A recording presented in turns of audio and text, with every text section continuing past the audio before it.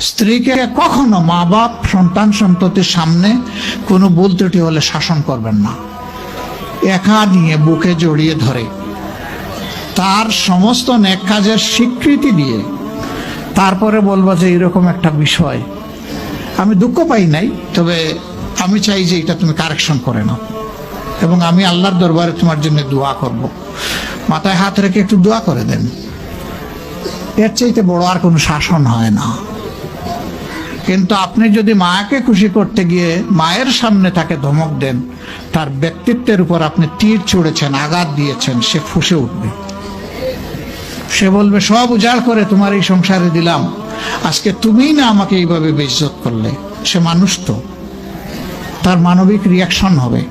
কাজ করব না আমরা কেউ।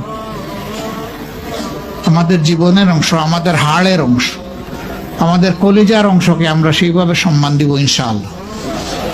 আমরা ভালোবাসবো সে আমার স্ত্রী, আমরা শ্রদ্ধা করব সে আমার সন্তানের মা।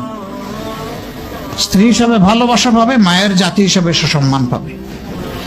এই দুইটা ব্যালেন্স করে যদি আমরা চলি, গড় হবে জান্নাতের টুকরা ইনশাআল্লাহ।